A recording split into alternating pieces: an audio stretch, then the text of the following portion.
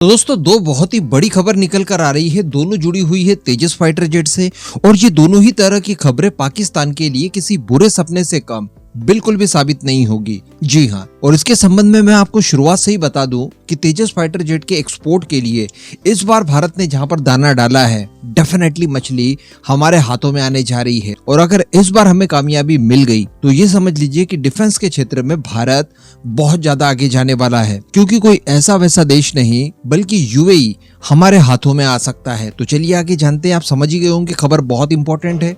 आप बस Khandwa defence fact को इसी तरह की खबरों के लिए सब्सक्राइब जरूर कर दीजिएगा। तो सबसे पहली खबर तो शुद्ध रूप से भारतीय ही होनी चाहिए। तो इससे संबंधित खबर दरअसल निकल कर ये आ रही है कि हम सभी जानते हैं कि अगले साल फरवरी मार्च में तेजस मार्क 1A की पहली डिलीवरी शुरू हो जाएगी, यानी बहुत ही ज्यादा मुश्किल से 2.5 से 3 महीने बाकी हैं।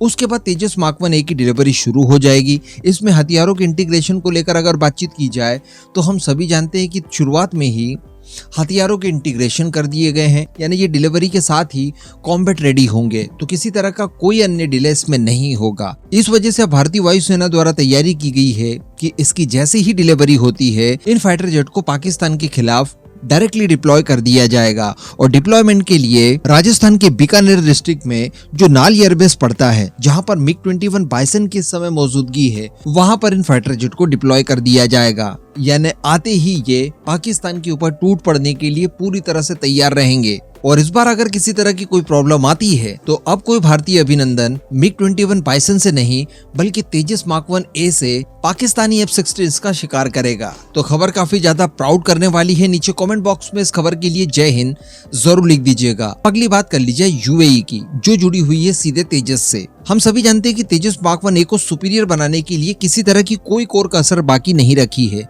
दुनिया भर के हथियार फाइटर जेट में इंटीग्रेट किए जा रहे हैं। भारतीय वायुसेना प्राइम वेपन्स के तौर पर DRDO द्वारा विकसित किए गए हथियार ही इस्तेमाल करेगी। इवन जो हम लोग फॉरेन ओरिजिन के फाइटर जेट इस्तेमाल करते हैं उनके अंदर भी प्राइम वेपन्स भारतीय ही होंगे, फिर रफाल हो या फिर सुखोई हो, भारतीय वेपन्स का ही इस्तेमाल बड़े स्केल पर किया जाएगा। लेकिन इसके बावजूद देखा गया है कि यूरोपियन हथियार हो, अमेरिकन हो, रशियन हो, इजरायली हो, इन सारे वेपन्स को भारतीय स्वदेशी तेजस में इंटीग्रेट किया जा रहा है। इसके पीछे का कारण यही है कि इसके एक्सपोर्ट के चांसेस बढ़ जाएं। देखिए, हम सभी जानते हैं कि अभी तक एक भी तेजस एक्सपोर्ट नहीं हुआ है, लेकिन हम लोग ये बात भी जानते हैं कि इसके पीछे कारण कुछ और हो सकते हैं।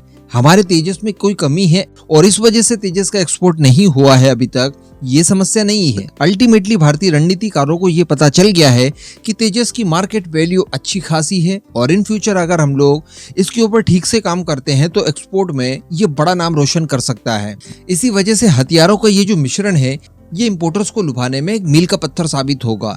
इसी सीरीज में दोस्तों बताया जा रहा है कि यूएई द्वारा तैयार किए गए हथियारों को भी अब तेजस में जगह मिलने जा रही है और तेजस में इनका इंटीग्रेशन एक्चुअली कर दिया गया है। और इसमें एक बड़ा नाम निकलकर सामने आ रहा है अल तारिक प्रिसीजन गाइडेड हथियार को लेकर। जी हाँ, ये एक तरह का बॉम्ब होगा जो कि प्रिसीजन गाइडेड होगा, यानी पिन पॉइंट एक्यूरेसी से मार करने की क्षमता ये रखता है और इसका विकास और मैन्युफैक्चरिंग वगैरह सब कुछ यूएई द्वारा ही किया गया है। तो बताया जा रहा है कि भारत और यूएई के बीच में इसको लेकर एक डील हुई थी, जिसके तहत तेजस में इसके इंटीग्रेशन को लेकर यूएई द्वारा परमिशन दे दी गई और अब बताया जा रहा है कि तेजस मार्क 1A में इसका सफल इंटीग्रेशन कर दिया गया है और 2024 के मध्य तक इसके सारे ग्राउंड टेस्ट वगैरह करके इसके फायर टेस्ट भी कंडक्ट किए जाएंगे तेजस से। तो पाकिस्तान के सबसे बड़े दोस्तों में से एक यूएई का हथियार अब हमारे तेजस में लगेगा और फिर वही तेजस हम लोग पाकिस्तान के अगेंस्ट इस्तेमाल करेंगे। देखिए, अगर प्रिसीजन गाइडेड बॉम्ब्स की बात की जाए तो भारत के DRDO द्वारा इस तरह के बॉम्ब्स ऑलरेडी तैयार किए गए हैं, जिनकी गुणवत्ता यूएई द्वारा तैयार किए गए किसी भी हथियार की तुलना में अच्छी ही है।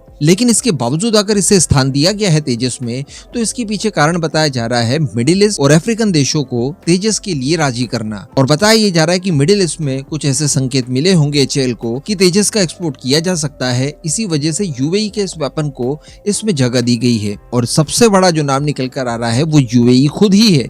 हम सभी जानते हैं कि यूएई एक बहुत बड़े स्केल पर हथियारों की खरीदारी करता है। इस समय अमेरिका से अनबन भी चल रही है। अमेरिका द्वारा अपने प्राइम वेपन्स और हायर टेक्नोलॉजी वाले वेपन्स नहीं दिए जा रहे हैं। ऐसी परिस्थिति में चाइना हो या फिर रशिया, इन दोनों ही देशों ने इनके ऊपर डोरे डालने भी शुरू कर दिए हैं। तो अगर इन सबसे पहले भारत कामयाब हो जाता है यूएई को हथियार खरीदवाने के लिए तो ये हमारे लिए किसी बड़ी अचीवमेंट से कम नहीं होगा।